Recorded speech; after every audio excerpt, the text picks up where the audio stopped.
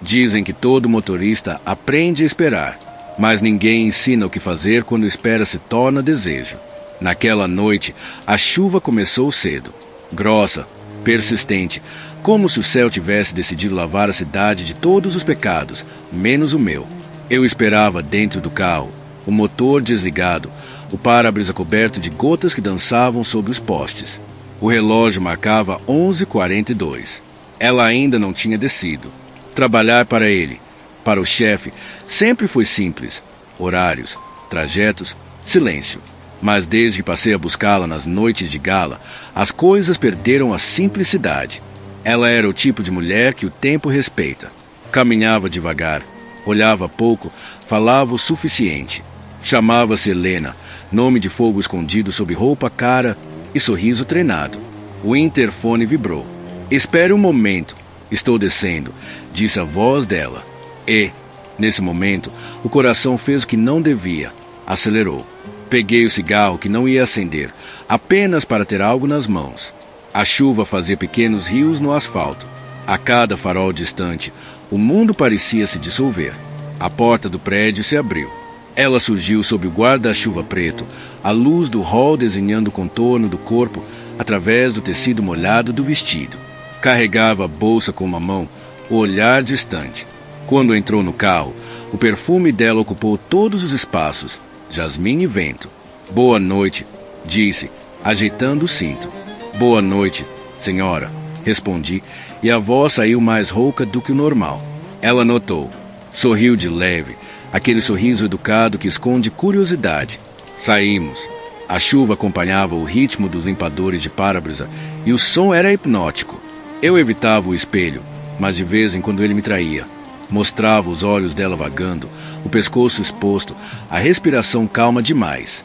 Está frio hoje, comentei, apenas para quebrar o feitiço. Está, respondeu, olhando a janela. Frio é bom, lembra que ainda estamos vivos. Silêncio.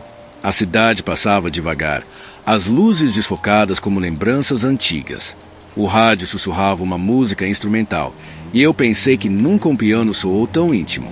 Quando parei no sinal, ela perguntou: "Você sempre espera lá fora, não é?" "Sim, senhora. Mesmo quando chove, mesmo assim." Ela inclinou um pouco a cabeça, observando-me pelo reflexo do vidro. "Isso é lealdade ou hábito?" "Talvez medo." Respondi. "Medo de quê?" "De querer ficar." Ela não respondeu, mas o silêncio dela era resposta suficiente. Seguimos. O destino era a casa no alto do bairro nobre, onde o portão automático demorava mais do que devia. O marido dela ainda não havia voltado das reuniões, como quase sempre. Parei o carro debaixo da marquise. Ela ficou olhando a fachada por alguns segundos. "Você tem alguém te esperando?" perguntou, sem virar o rosto. "Não, menti. Sorte sua." E soltou um riso baixo, cansado, que não combinava com o vestido elegante. Ela abriu a porta, mas a chuva engrossou de repente, uma cortina pesada que a fez hesitar. "Espere," falei. "Tenho um guarda-chuva." Saí rápido, contornei o carro, abri o guarda-chuva e fiquei ao lado dela. O vento jogava gotas nos nossos rostos, o som da água era um rugido. "Obrigada," disse, e, pela primeira vez, olhou diretamente nos meus olhos. A distância era mínima. Podia sentir o cheiro de perfume misturado com chuva e pele quente. A senhora devia entrar. "E você?" perguntou. "Eu espero a senhora entrar." Ela deu um passo, depois outro. A cada movimento, o guarda-chuva inclinava e a chuva nos cercava como se quisesse nos esconder do resto do mundo. Quando chegou à porta, virou-se. "Entre, se quisesse secar." Foi como se o tempo abrisse uma fenda. Eu devia recusar, como sempre fiz. Mas a voz dela veio baixa, quase um sussurro. "É só um café. Só." Essa palavra é traiçoeira. Segui. O calor da casa me atingiu. A luz era suave, dourada. O som da chuva ficou distante, como lembrança. Ela pendurou o casaco, o vestido ainda colado ao corpo. "Pode deixar o guarda-chuva na entrada." "Sim, senhora." Ela riu. "Pare de me chamar assim. Aqui não tem senhora." Havia uma mesa posta para dois. Velas apagadas, copos meio cheios. Sinais de uma espera que nunca se cumpriu. Ele devia ter chegado às 8, disse, mexendo no relógio de pulso. Mas o trabalho dele nunca acaba. Entendo, falei. Entende? Ela ergueu os olhos. Não, você obedece. É diferente. Não soube o que responder. Ela foi até a cozinha, pegou 2 xícaras. O som da água fervendo preencheu o vazio. A cada passo, eu sentia o chão encurtar. Prefere café ou chá? O que tiver. Tenho os 2, disse, e sorriu de canto. Escolher é sempre o mais difícil, não é? O vapor do café subiu entre nós quando ela voltou. Sentei à mesa. Ela ficou de pé, encostada na parede, observando-me beber. O olhar dela pesava mais do que a cafeína.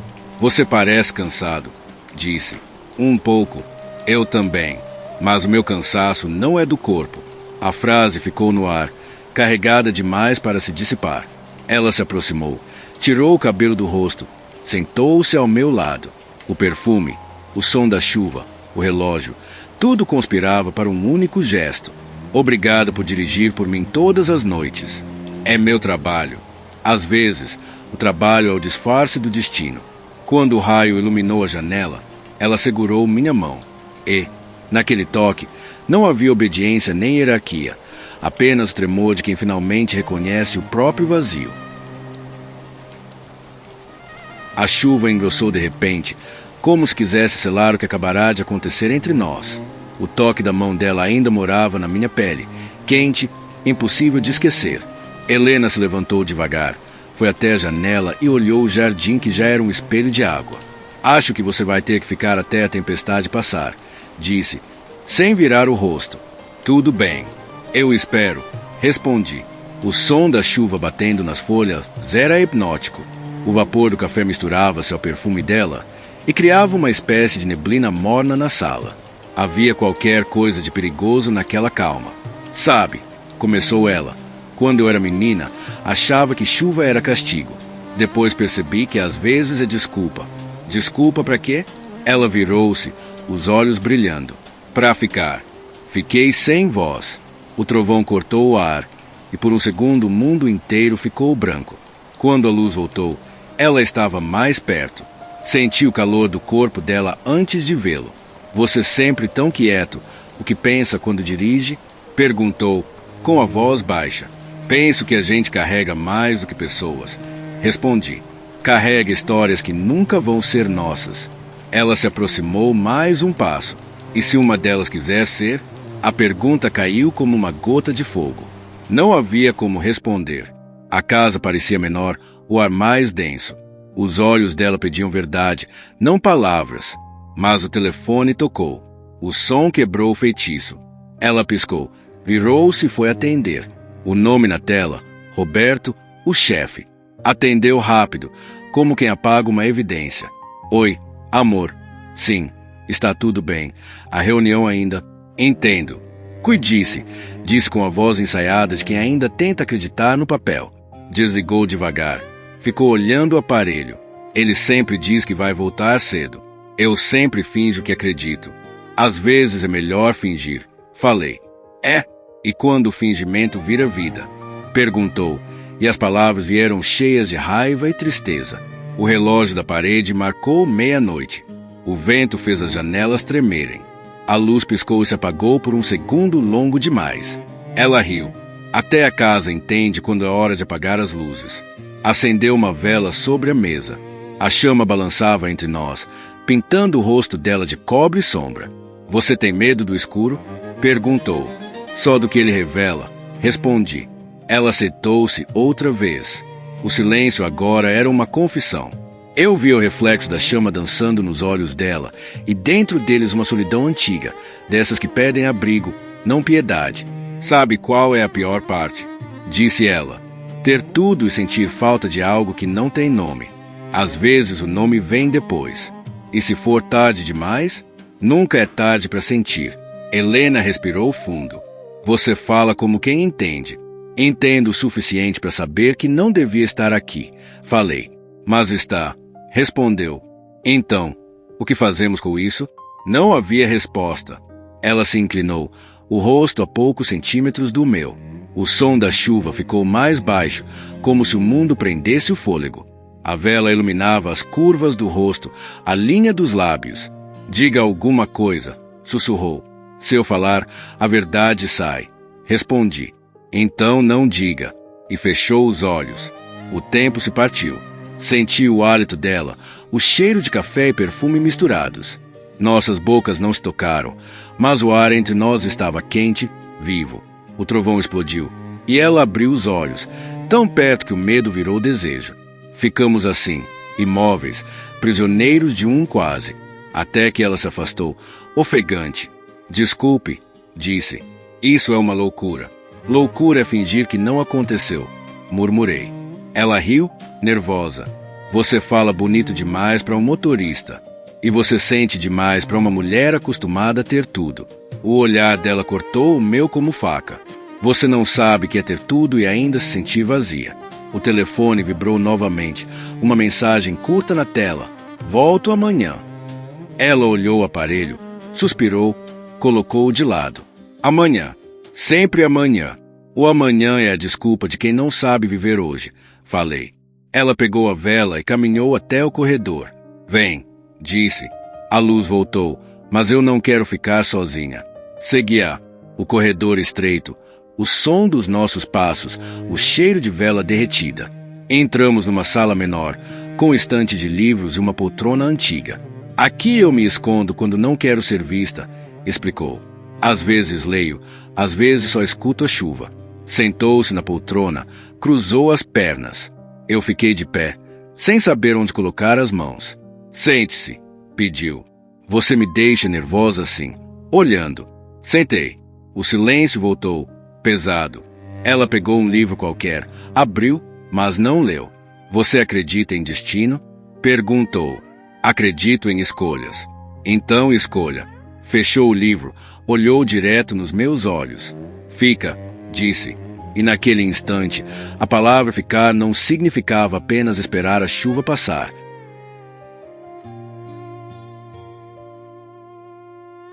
A chuva parecia não ter fim. Lá fora, o vento soprava contra as janelas, e cada trovão soava como um aviso que chegava tarde demais. Dentro da casa, o tempo já não obedecia a relógios. Ficamos ali, um diante do outro, presos entre o som da tempestade e o silêncio que criamos. Helena segurava o livro fechado, as mãos trêmulas. O fogo da vela diminuía, ameaçando apagar. Eu sentia o coração bater forte, uma batida que ecoava no peito e nos olhos dela.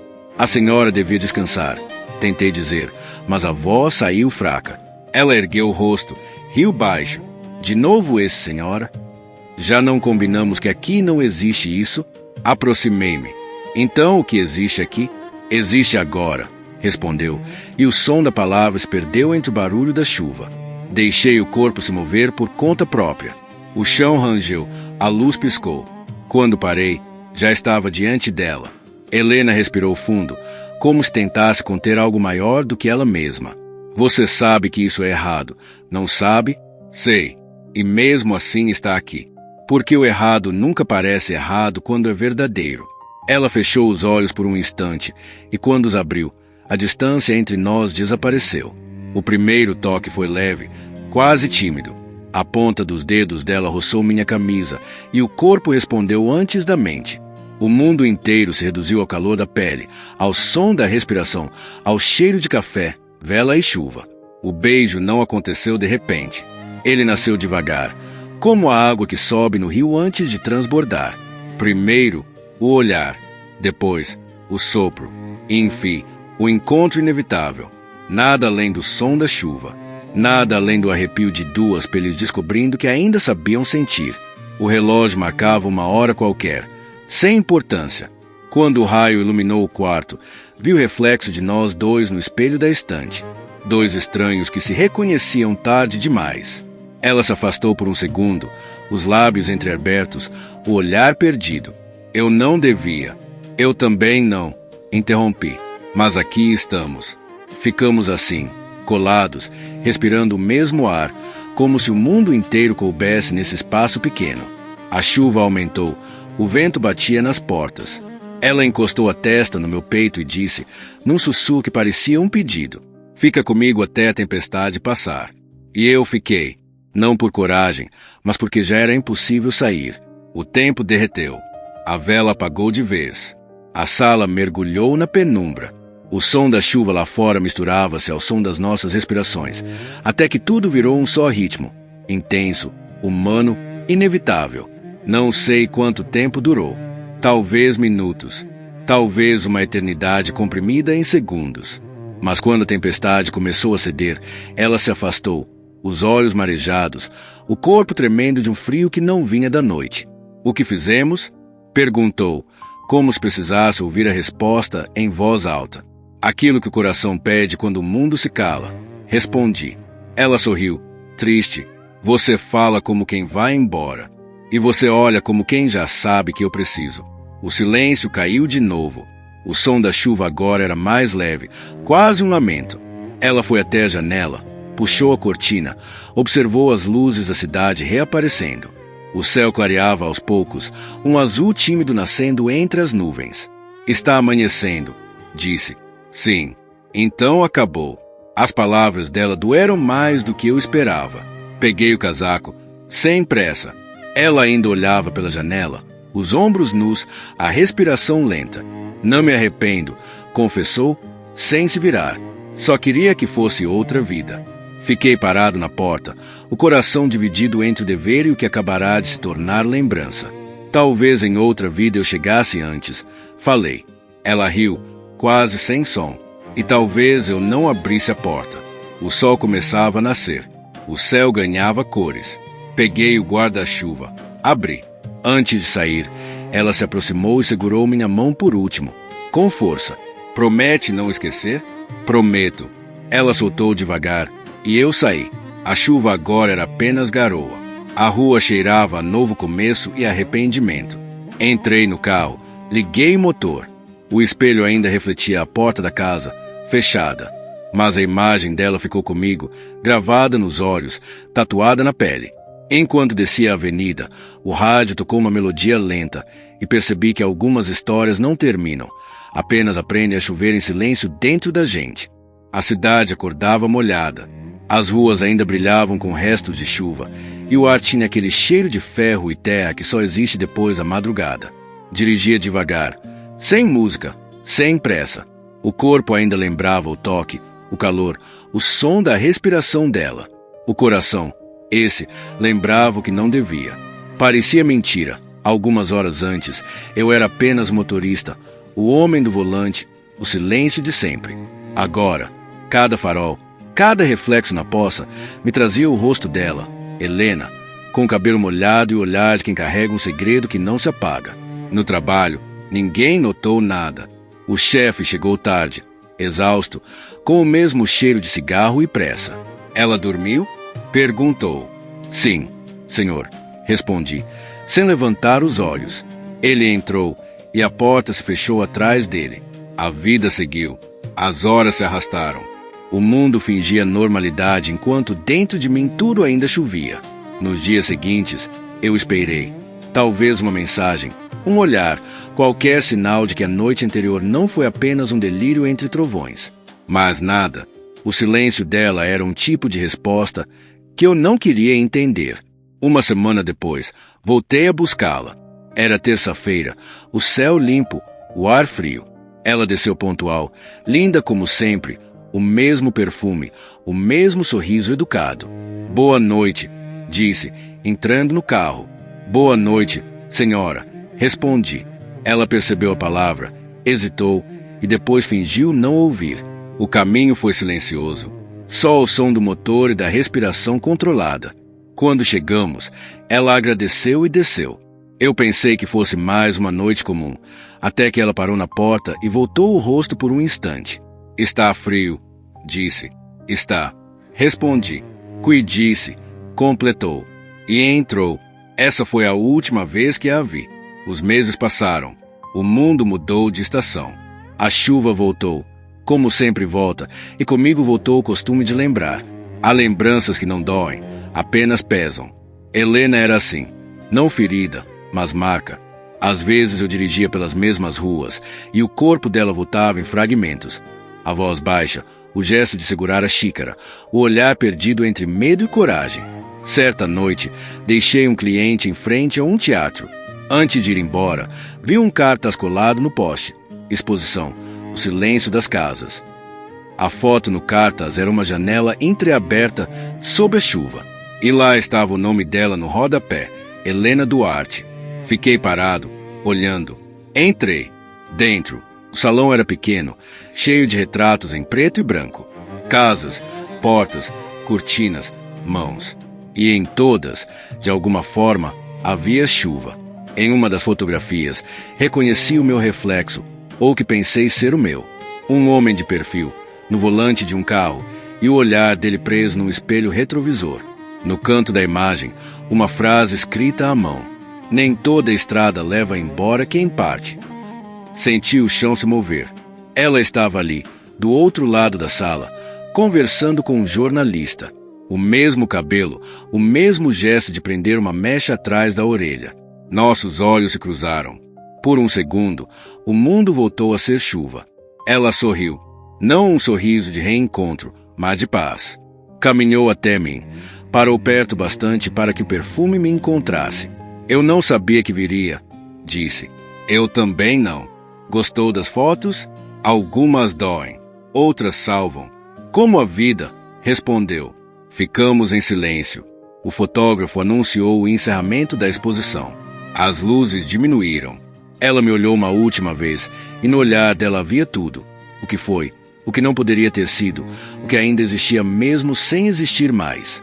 Depois virou-se e foi embora, sem pressa, como quem conhece o caminho da própria ausência. Saí depois dela. Lá fora, o céu começava a chover outra vez. Abri o guarda-chuva e andei pela calçada. Cada gota parecia tocar o mesmo lugar na pele. No semáforo, parei. O vento trouxe um pedaço de papel voando até os meus pés. O folheto da exposição, molhado, rasgado. Peguei. Na parte de trás, escrito em tinta borrada, havia uma frase que reconheci pela caligrafia. Entre a chuva e o adeus, ainda existe uma respiração. Guardei o papel no bolso, respirei fundo e continuei andando. O farol ficou verde. O mundo seguiu, como sempre segue. Mas, às vezes, quando o céu escurece e a chuva volta a cair, eu paro o carro e deixo o vidro embaçar. E no reflexo, entre as luzes da cidade e a solidão do asfalto, ainda vejo os olhos dela, calmos, distantes, dizendo sem voz que algumas histórias não terminam. Apenas aprendem a chover dentro da gente.